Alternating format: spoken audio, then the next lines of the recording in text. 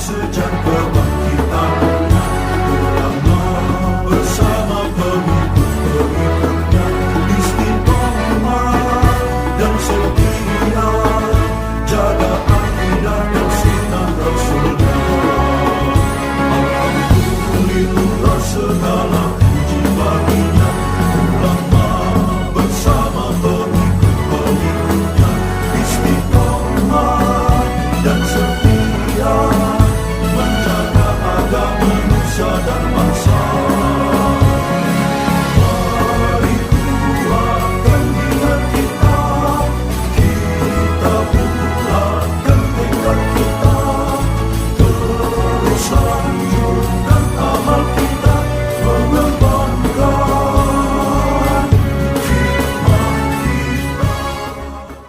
Assalamualaikum warahmatullahi wabarakatuh.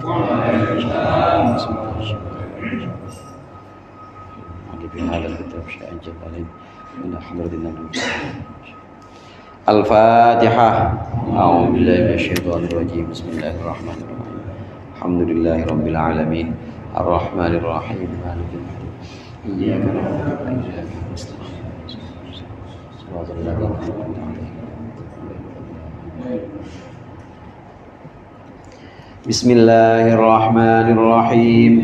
Alhamdulil muallimit tullabi wa musahhilil khairi liman yata'allamu.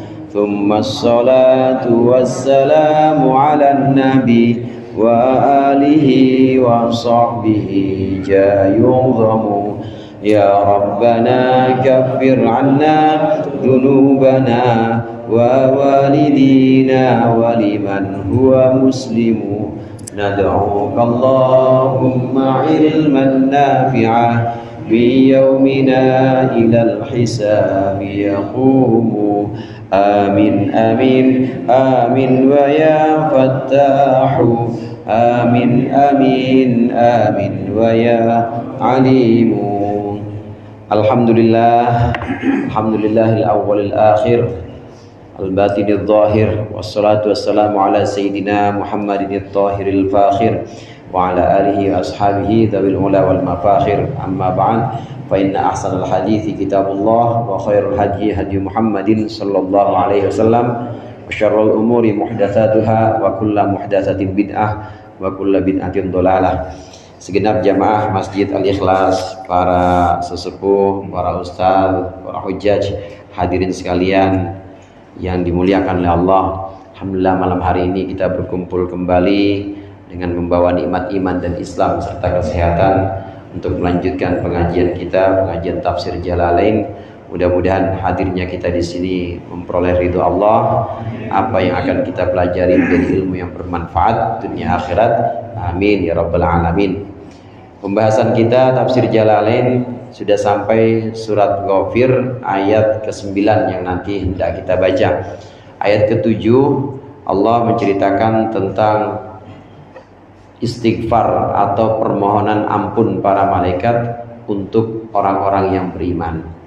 Rabbana wasi'ta kulla syai'ir rahmatan wa ilma faghfir lil ladzina tabu wattaba'u sabilaka wa qihim adzabal jahim. Diawali doa itu dengan Rabbana wasi'ta kulla syai'ir rahmatan wa ilma. Wahai Tuhanku, Engkau meliputi segala sesuatu, rahmat dan pengetahuan-Mu itu meliputi segala sesuatu. Ini mengajarkan kepada kita bahwa dalam berdoa kita pertama harus yakin bahwa doa kita akan Allah jawab. Kalau kita udah ragu, itu ijabahnya susah. Kalau kita ragu terhadap doa kita sendiri, apalagi ragu terhadap Allah, itu pasti ijabah atau dikabulkannya doa itu akan sangat jauh. Jadi modal pertama supaya doa kita ini akan cepat diijabah oleh Allah, dikabulkan oleh Allah, modal yang pertama yaitu yakin. Sebagaimana para malaikat ini mengawali doanya dengan Rabbana wasi'ta kulla syai'ir rahmatan wa ilma.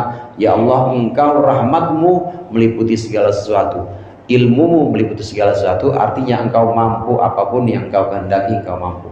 Yakin kepada Allah. Kita juga seperti itu dalam berdoa, kita harus yakin kepada Allah. Sama halnya Bapak nggak yakin sama saya, Saya kasih amalan, misalnya saya kasih amalan, nggak yakin sama saya, baca 40 hari 40 malam, tapi namanya sama saya udah curiga, sama saya udah curiga, nggak bakal hasil itu, nggak bakal manjur tuh amalan. Kenapa? Karena nggak yakin sama saya, ragu. Tapi kalau dari awalnya mantap, cuma dikasih bismillah aja, bismillahirrahmanirrahim, udah mantap sama yang ngasih, mantap dengan nama Allah, bismillah, itu pasti hasil, pasti kabul hajatnya. Ini doa modal yang pertama. Kemudian diakhiri doa ini, waqihim adzabal jahim, lindungilah orang-orang yang beriman, orang-orang yang taubat dari kemusyrikan, lindungilah dari neraka jahim. Kita sering mendengar doa waqihim atau waqina adzabannar. Doa mau makan tuh biasanya, Allahumma barik lana fima razaqtana waqina adzabannar. Silakan diminum. Waqina adzabannar, dan lindungilah kami dari api, dari siksa neraka. Yang dimaksud, kita mohon Allah untuk melindungi kita dari azab neraka. Ini artinya kita mohon kepada Allah supaya Allah menghindarkan kita dari dosa-dosa. Allah menuntun kita supaya melaksanakan ketaatan-ketaatan. Bukan hanya sekedar Allah hindarkan dari siksa neraka saja, tapi arti dari doa waqina adzabannar atau seperti ini, waqihim adzabal jahim. Arti dari doa, ya Allah lindungi kami dari siksa neraka, itu maksudnya ya Allah bimbing kami untuk bisa melaksanakan taat, bimbing kami untuk bisa menjauhkan maksiat, itu maksudnya. Karena tidak akan semata-mata itu orang dibebaskan dari neraka atau diselamatkan dari neraka, tidak semata-mata itu karena tidak berbuat apa-apa, pasti ada perbuatan. Perbuatannya yang dimaksud adalah menjauhkan larangan-larangan Allah atau maksiat dan melaksanakan perintah. Jadi kalau kita doa waqina adzabannar, lindungi kami dari siksa neraka, itu maksudnya makanan kita supaya nanti gampang makanan itu dipakai buat ibadah. Makanan itu juga enggak menjerumuskan kita supaya melaksanakan maksiat, enggak. Dan tentunya harus makanan-makanan yang halal. Nah, dengan doa waqina adzabannar atau doa-doa yang serupa, ini maksudnya Allah bimbing kita supaya melaksanakan ibadah dan ketaatan, dan Allah bimbing kita menjauhkan larangan-larangan dan kemaksiatan. Karena pada dasarnya tidak ada yang bisa menjauhkan kemaksiatan kecuali dengan pertolongan Allah. Begitu juga tidak ada yang bisa melaksanakan taat kecuali dengan pertolongan Allah. Ini yang dimaksud dengan la haula wala quwwata illa billah. Kiai-kiai kuno itu ulama kalau mengartikan la haula itu tidak ada kekuatan menjauh dari maksiat. Judi enggak, mabok jauh, zina kagak dah, zina mah. Siapa yang bikin bisa itu? Allah. Yang bikin bisa itu bukan kita, tapi yang bikin kita bisa jauh dari itu Allah. Karena kalau aja tidak Allah lindungi, pasti kita akan terjerumus itu. La haula wala quwwata, tidak ada kekuatan melaksanakan taat. Jadi kalau yang pertama la haula, tidak ada kekuatan menjauhkan maksiat. La wala quwwata, tidak ada kekuatan melaksanakan taat. Maksudnya yang ngaji kita tiap malam Senin, malam Jumat, yang sholat kita, yang sedekah kita juga, yang puasa kita juga. Tapi sebenarnya siapa yang bikin bisa? Allah. Karena kita nggak akan bisa sholat, puasa, sedekah, kita ngaji juga nggak bakal bisa kecuali Allah yang nuntun. Kan bapak-bapak dari rumah dituntun sama Allah ya? Nggak berasa aja, tapi tahu-tahu enteng aja pengen ketemu Pak Haji Mul, pengen ketemu sama Ustadz Nas. Jadi gampang dipakai untuk taat, itu artinya Allah menuntun kita. Nah, yang berikut ini di ayat ke-8 masih doanya para malaikat untuk orang-orang mukmin dan untuk orang-orang yang bertaubat. Jadi malaikat itu selalu mendoakan orang-orang mukmin, mendoakan kita, dan juga orang-orang yang bertaubat, yang kembali kepada Allah dari maksiat, dia kembali menuju Allah. Pulang, maksudnya kembali itu pulang menuju Allah. Qala Allah Ta'ala wa huwa asdaqul qailin. Rabbana wa adkhilhum jannati adn. Rabbana wa adkhilhum jannati adnin allati wa'adtahum wa man salaha min abaihim wa azwajihim wa man salaha min abaihim wa azwajihim wa dhurriyyatihim innaka antal azizul hakim. Rabbana, wahai Tuhan kami, wadkhilhum jannati adnin, dan masukkanlah mereka, bukan hanya ampuni mereka tapi juga masukkanlah mereka jannati adnin ay iqamatin, ke dalam surga-surga tempat menetap, surga-surga yang sifatnya tetap tidak akan berubah, allati wa'adtahum, yang engkau janjikan kepada mereka, wa man sholaha, dan juga masukkanlah orang-orang yang layak, atfun alahum fi wa hum fi wa adkhilhum au fi wa'atahim. Ini man sholaha ini diatofkan kepada wa adkhilhum atau diatofkan kepada allati wa'atahum. Jadi masukkanlah mereka, masukkanlah orang-orang yang beriman ke dalam surga, dan juga orang-orang yang layak, orang yang layak, atau masukkanlah mereka orang-orang yang beriman, ya Allah, masukkanlah mereka orang-orang yang beriman ke dalam surga yang telah engkau janjikan kepada mereka dan engkau janjikan kepada orang-orang yang layak. Itu kalau atofnya berbeda. Ini perihal nahunya. Nah, kemudian siapa orang-orang yang layak dimaksud di sini? Min abaihim, yakni bapak-bapak mereka, ya ibu, ya bapak, wa azwajihim, dan juga pasangan-pasangan mereka, wa dzurriyyatihim, dan juga keturunan mereka. Innaka antal azizul hakim, sesungguhnya engkau, anta ya engkau, al azizu adalah zat yang maha menang, maha perkasa, al hakimu yang maha bijaksana, fi sun'ihi dalam perbuatannya al aziz. Doa yang berikutnya dari para malaikat. Ini malaikat yang dimaksud di sini adalah malaikat muqarrabin, malaikat-malaikat yang didekatkan kepada Allah. Kemudian malaikat hamalatul arsh yang menyangga arsy. Kemudian malaikat karrobiyun, malaikat karrobiyun itu malaikat yang ada yang menyangga arsy, kemudian ada yang di seputar arsy ini, yang jumlahnya 70.000 saf, 70.000 barisan.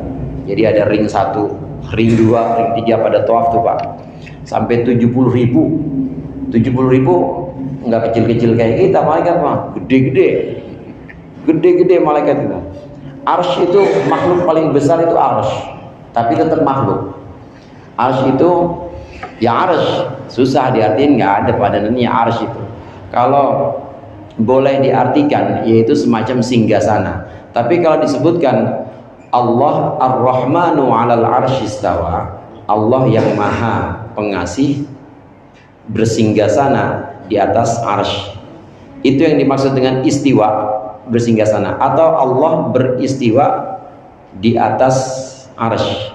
Itu maksudnya bukan Allah bersinggasana duduk, bukan. Karena makna duduk itu, makna istiwa atau makna sila lah, misalnya sila itu bisa punya arti selain itu, bisa punya arti yang tidak seperti itu. Kenapa harus diartikan dengan arti majazi, bukan arti hakiki? Karena arti itu ada arti majazi, arti hakiki. Kalau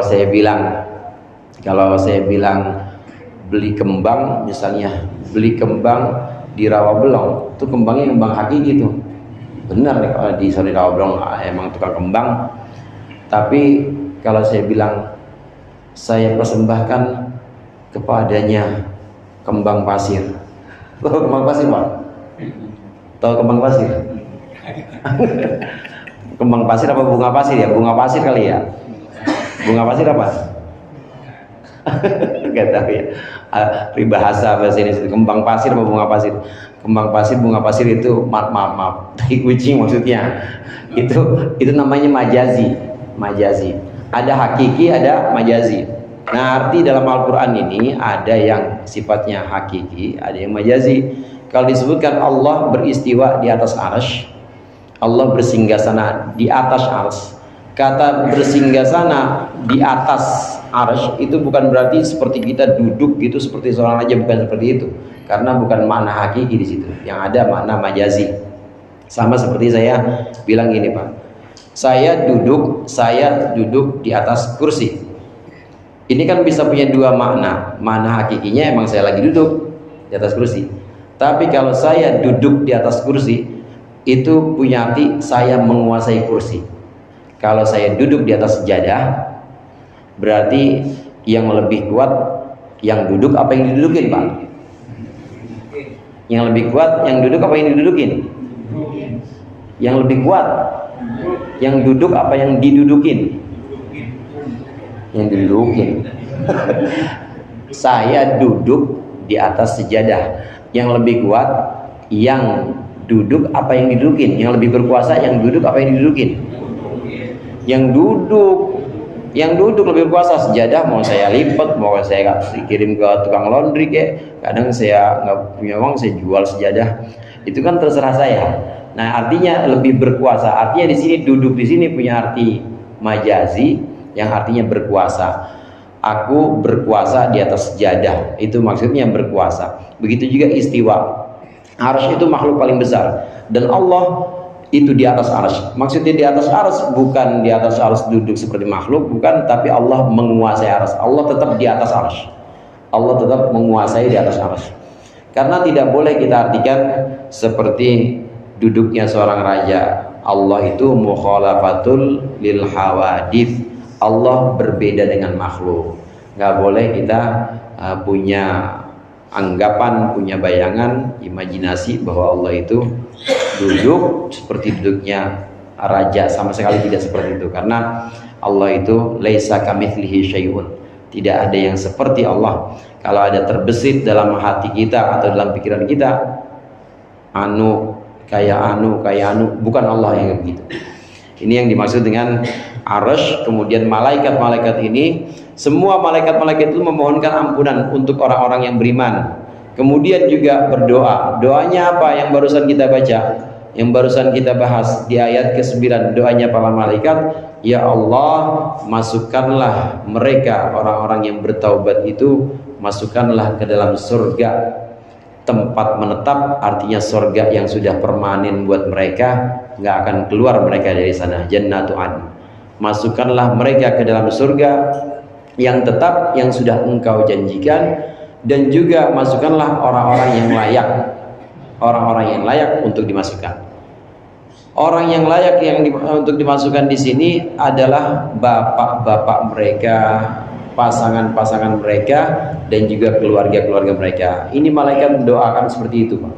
Malaikat mendoakan, ya Allah, masukkanlah orang-orang yang beriman ke dalam surga, dan juga bapak-bapaknya, orang tuanya dulu, dan juga pasangan-pasangan atau istri-istrinya, dan juga keturunan-keturunannya masukkan ke dalam surga semua, ya Allah. Ini doanya malaikat untuk kita orang-orang beriman. Selalu didoakan seperti itu. Oleh karenanya jangan bosan-bosan tawasul ila jamil malaikil muqarrabin al-karubin. Itu doain kita terus.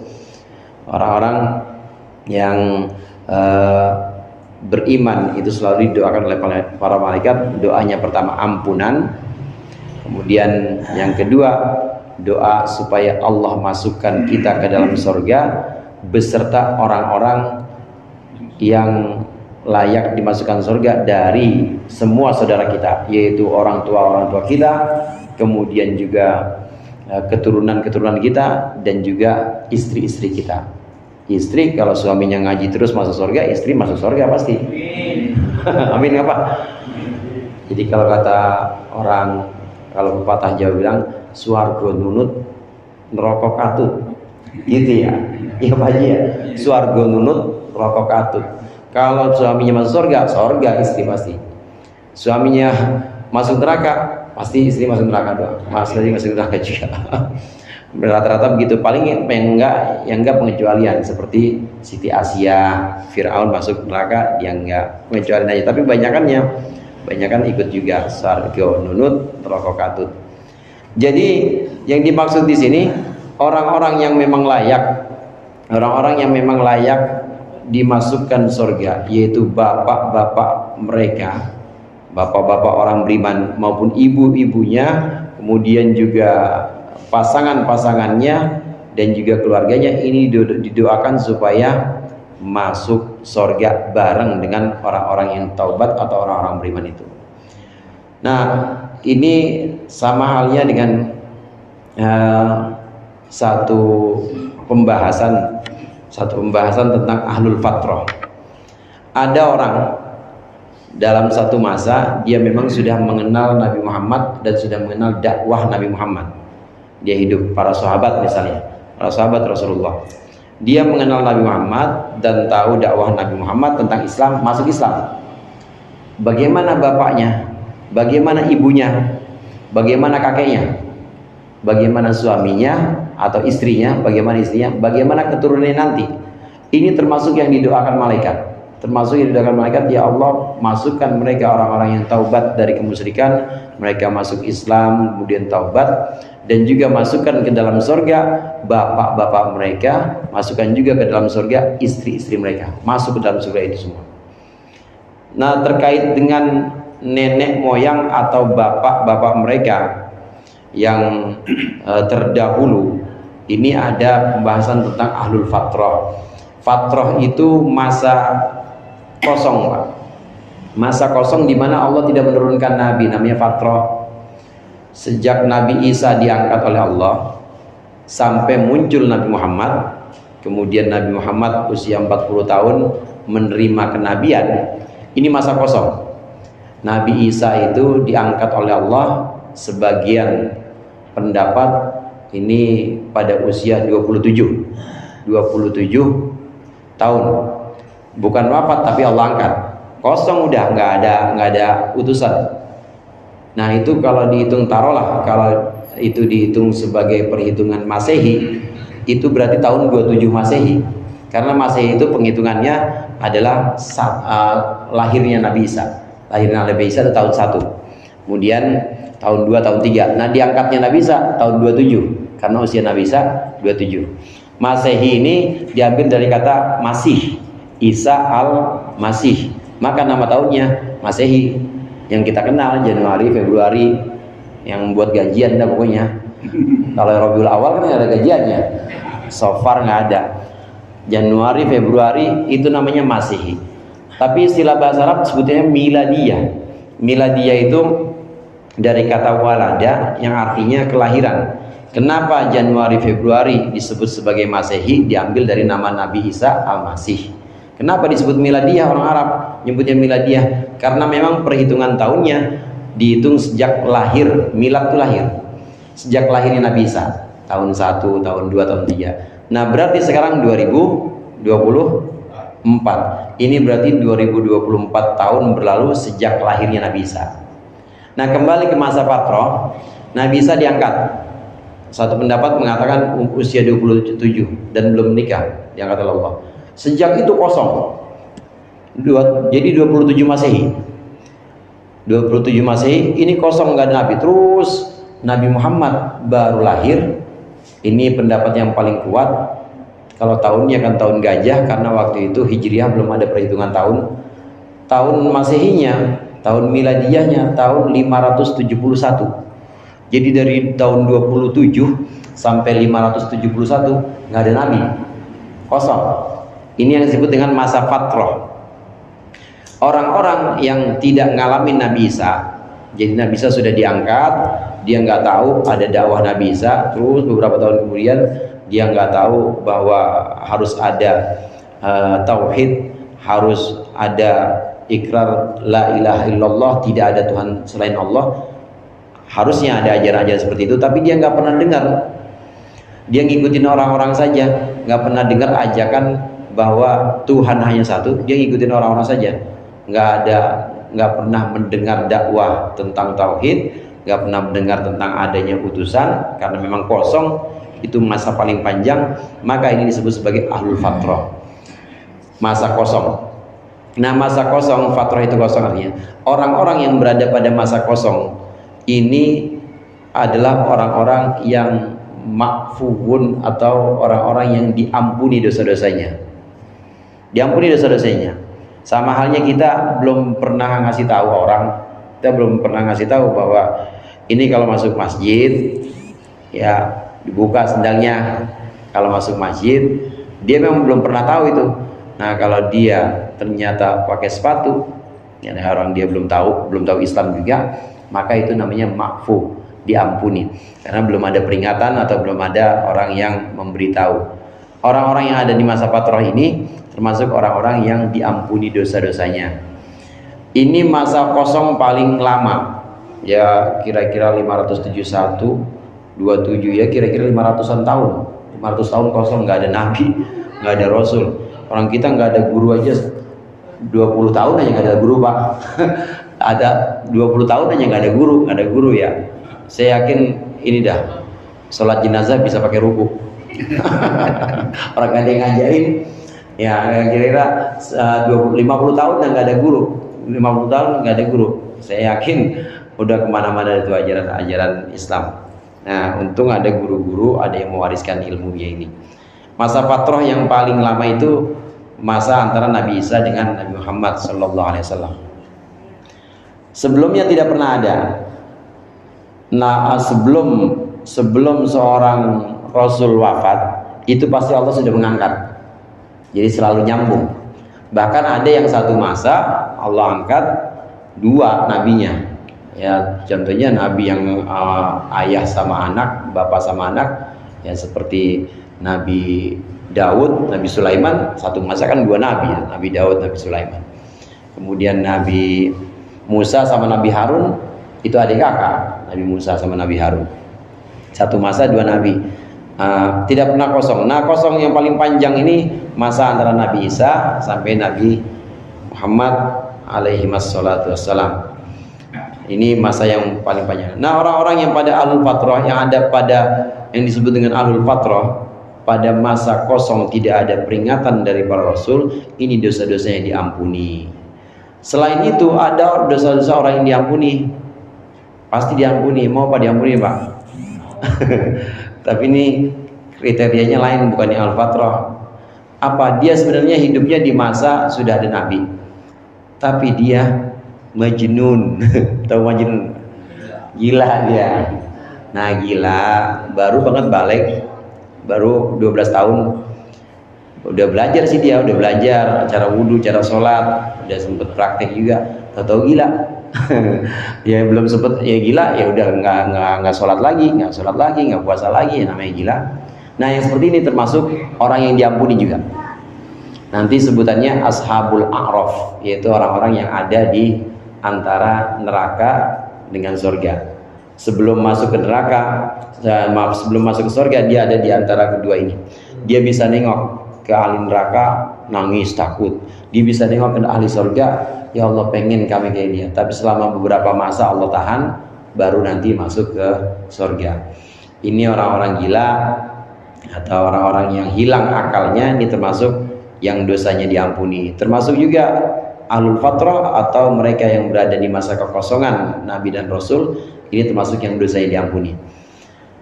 Ada doa yang dibaca para malaikat ini, penguatnya adalah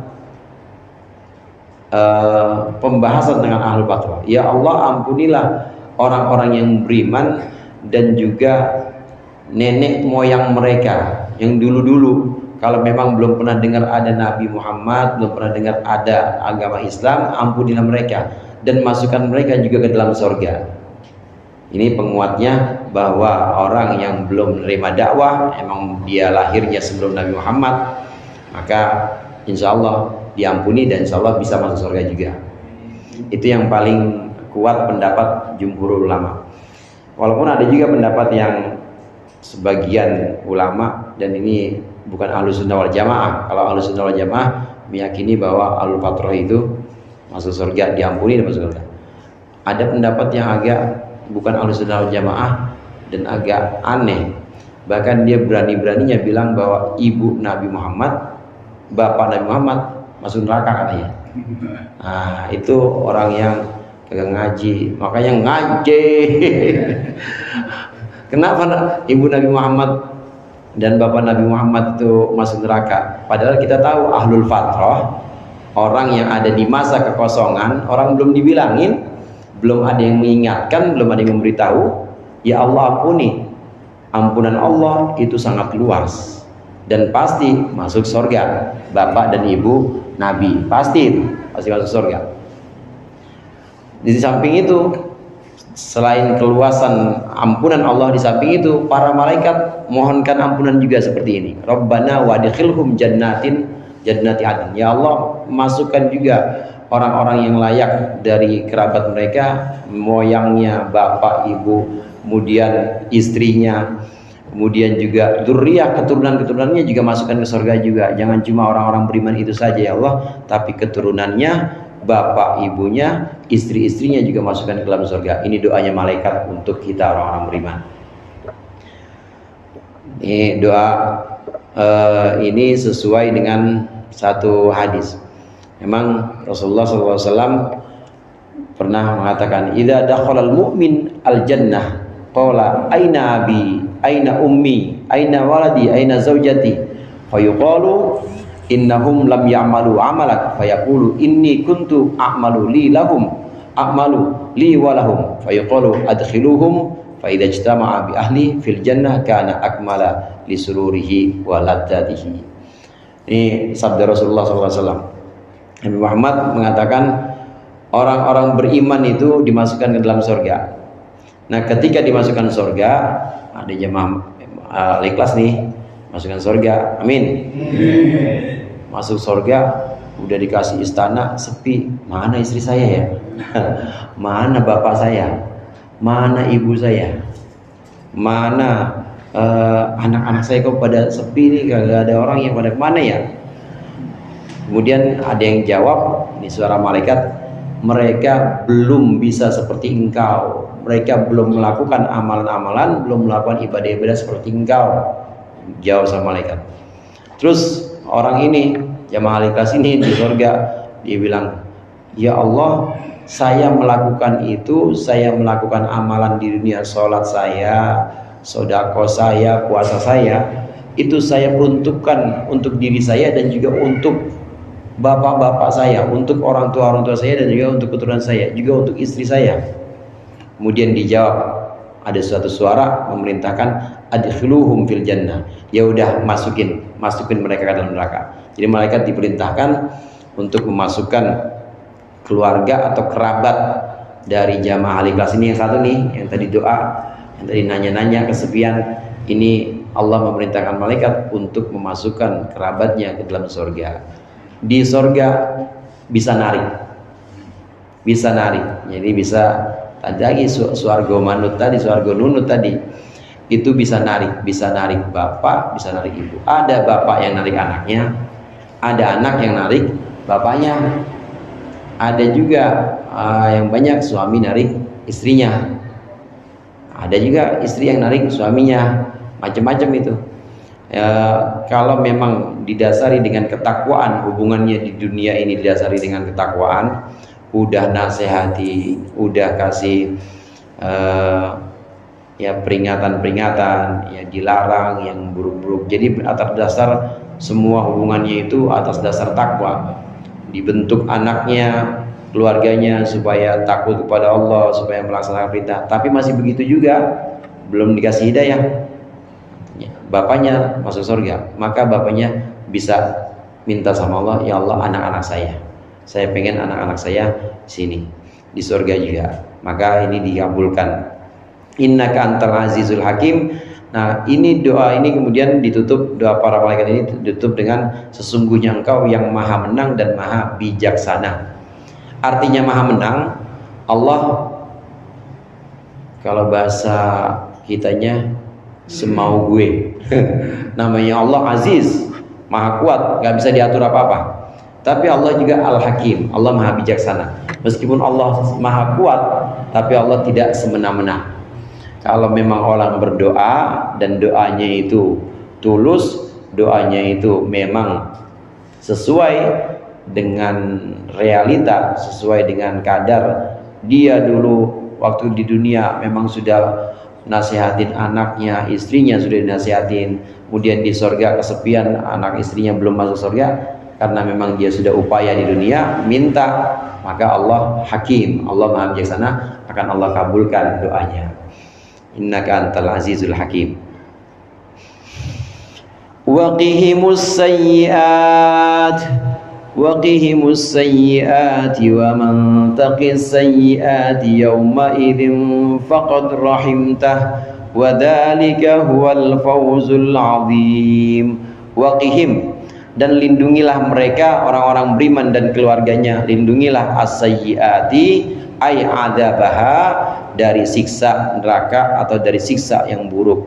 Wa man taqis sayyiati, barang siapa yang engkau lindungi dari siksa yang buruk, yauma idin, pada hari itu, yaumul qiyamati, maksudnya hari kiamat, faqad rahimtahu, maka sungguh engkau telah menyayanginya atau merahmatinya. Wa dzalika huwal fawzul azim, dan itulah kemenangan yang besar, dan itulah kemenangan yang besar. Ini doa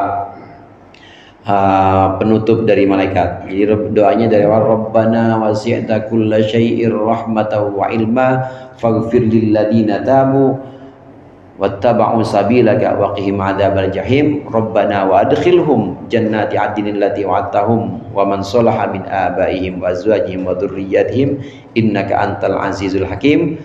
Terakhir, wa qihimus sayyi'at wa man taqis sayyi'at yauma idzin faqad rahimtah wa dzalika huwal fawzul mubin. Ya Allah, lindungilah orang-orang beriman, lindungilah jamaah al-ikhlas dan keluarga-keluarganya dari siksa neraka. Sungguhnya orang yang Kau lindungi dari siksa neraka pada hari kiamat nanti, ini adalah orang-orang yang mendapat rahmat atau mendapat sayangnya Allah. Inilah kemenangan yang besar. Sayang itu yang penting, itu sayang Pak. Yang penting itu rahmat, sayangnya Allah. Karena rahmat Allah itu dari awal tadi, rahmat Allah itu meliputi segala sesuatu. Dan kita diselamatkan dari neraka itu juga karena rahmat Allah. Kita masuk surga nanti, amin, itu juga karena rahmat Allah. Bukan karena amal kita, bukan karena ngaji kita, bukan karena ibadah kita. Ibadah-ibadah kita itu tidak akan membawa kita ke surga, tapi yang membawa kita ke surga adalah rahmat Allah. Kalau gitu nggak usah sholat Ustaz. Itu namanya ngambek. Kalau gitu, itu kalau begitu namanya puri. Namanya kalau gitu marah, ngambek. Jadi gimana harusnya? Allah perintah sholat, Allah perintah akimis sholat, Allah perintah zakat, Allah perintah puasa. Perintah itu yang melakukan kita. Adapun surga itu yang memberikan Allah. Harus kita bedain antara perintah dengan pemberian. Perintah itu yang melaksanakan siapa? Kita. Nah, kalau pemberian yang melaksanakan Allah. Jadi perintah itu lakuin aja di perintah Allah. Lakukan perintah Allah. Nah, Allah memberikan kita itu hak Allah, bukan gara-gara kita nurut, bukan gara-gara kita melaksanakan perintah sholat kita atau sedekah kita, terus Allah wajib kasih surga, enggak. Jadi ada dua hal yang berbeda. Perintah itu yang Allah wajibkan atas kita laksanakan, nanti Allah membagikan rahmatnya, membagikan sayangnya kita kepada Allah. Jadi selamat dari neraka, masuk ke dalam surga itu bukan sebab perbuatan kita, bukan, tapi sebab sayangnya Allah. Allah sayang sama orang-orang yang melaksanakan perintah. Bukan karena sholat kita, tapi karena melihat kesungguhan kita. Kalau dihitung sholat kita, ya sholat Allahu Akbar doang. Ingatnya, waktu ingat Allah. Kalau takbir pasti kan kita ingat ya. Kalau nggak ingat batal Pak. Kalau takbir wajib ingat Allah, karena takbir ini ada dua rukun. Rukun pertama rukun qauli, ucapan Allahu Akbar, wajib Allahu Akbar, wajib kedengeran minimal dari kita. Nggak boleh sholat apa lu Bang? Nggak ada takbirnya, dalam hati nggak sah. Wajib Allahu Akbar lisannya, rukun pertama. Rukun kedua, dalam hati itu harus aku sholat fardu maghrib, harus begitu. Minimal harus aku sholat fardu maghrib. Ada sebutan itu. Berarti kan kalau aku sholat fardu maghrib itu kita ingat bahwa kita sholat karena Allah. Jadi harus ingat saat takbir. Takbir nggak ingat juga batal. Artinya batal, harus ulang lagi. Allah aku sholat fardu maghrib 3 rakaat menghadap kiblat kan Allah, itu harus ingat. Nanti udah bismillahirrahmanirrahim, udah mikirin tokoh lagi mah ya nggak apa, udah ruku terus mikirin sendal lagi, itu hukum fikih nggak apa-apa. Tapi kalau hukum Imam Ghazali bilang wajib khusyuk, artinya khusyuk kita dalam hati kita itu mengalirkan bacaan-bacaan. Waktu kita baca, waktu kita ruku, subhana rabbiyal azim wa bihamdi, maka hati kita juga harus subhana rabbiyal azim wa bihamdi. Itu kalau lebih tingginya lagi. Tapi kalau dasar fikih, memang waktu kita subhana rabbiyal azim wa bihamdi, andai kita baca itu, tapi pikiran kita ke status WA orang, masih sah. Kalau fikih, kalau Imam Ghazali udah tasawuf, jadi nggak sah, harus khusyuk. Nah, dalam sholat takbiratul ihram harus khusyuk, harus mengingat Allah. Nah, kembali ke perihal sorga dan juga ibadah kita. Kalau dibanding dengan ibadah kita yang sholatnya begitu, ingatnya waktu takbiratul ihram doang, sholatnya juga cuma 40 tahun, ya 17 tahun balik, sisanya yang 5 tahun bangor. Belum timbang-timbang sholatnya belum sempurna. Tapi sholat cuma 40 tahun dibayar surga atau diberikan surga oleh Allah, surganya selamanya, kan nggak sebanding. Jadi surga itu bukan karena ibadah kita, selamat dari neraka juga bukan karena ibadah kita, tapi karena sayangnya Allah. Gimana supaya Allah sayang? Nurut sama Allah kita. Apa itu? Laksanakan perintah dan jauhkan larangan. Nah, urusan nanti itu dikasih surga, diselamatkan dari neraka, itu adalah rahmat Allah. Ini harus ditegaskan seperti ini supaya kita jangan ngandelin bahwa ini gua sholat gua harus bisa masukin surga, jangan. Ini ngaji gua nih, ini bacaan kitab gua, jangan. Ini sedekah gua, nggak boleh kita mengandalkan apa. Rasulullah SAW juga mengatakan la yadkhulu ahadun al-jannata bi amali. Seseorang tidak akan bisa masuk surga sebab perbuatannya nggak bisa. Sahabat pada tanya, wala anta ya Rasulullah, engkau juga begitu ya Rasulullah? Engkau masuk surga juga bukan karena amalmu? Wala ana, kata Rasulullah, tidak juga saya. Saya juga tidak. Saya juga tidak bisa masuk surga karena perbuatan saya. Illa ayyataghammadaniyallahu birahmati, kecuali Allah menyelimuti saya dengan rahmatnya, dengan sayangnya. Nabi Muhammad sendiri aja yang ibadahnya sholat malam sampai kakinya bengkak, berdiri, kalau udah berdiri sholat sendiri ya, malam hari bacaan suratnya itu bisa panjang banget, berdiri sampai kakinya bengkak, malam-malam sholat sendiri. Kalau jadi imam nggak boleh, jamaahnya bubar. Kalau sholat sendiri boleh panjangin malam. Nabi Muhammad yang malamnya bangun tahajud, perutnya lebih sering laparnya, artinya puasa terus, kemudian hatinya zikir terus. Ini aja mengatakan, aku pun tidak masuk surga sebab perbuatanku tidak. Aku masuk surga sebab rahmat Allah.